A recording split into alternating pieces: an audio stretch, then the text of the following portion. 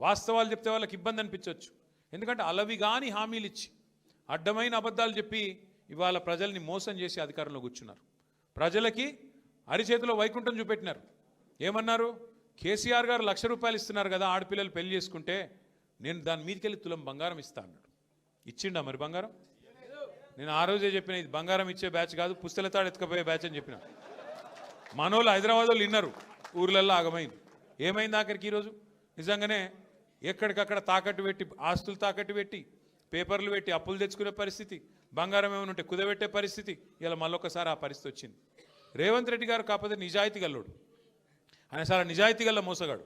ఆయన నిజం చెప్పిండు, వెనకటి రోజులు మళ్ళా తెస్తా అని చెప్పిండు. నిజంగానే తెచ్చిండు.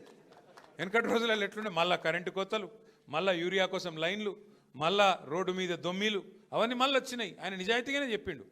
ఇంకోటి ఆయన ఏం చెప్పిండు మీకు యాదుకుండాలా, పాపం ప్రజలు మోసగాళ్ళనే నమ్ముతారు, మోసం చేసేటోళ్ళనే నమ్ముతారు అని చెప్పిండు. నిజంగానే మోసం చేసిండు. 6 గ్యారెంటీలను గారడీ చేసిండు.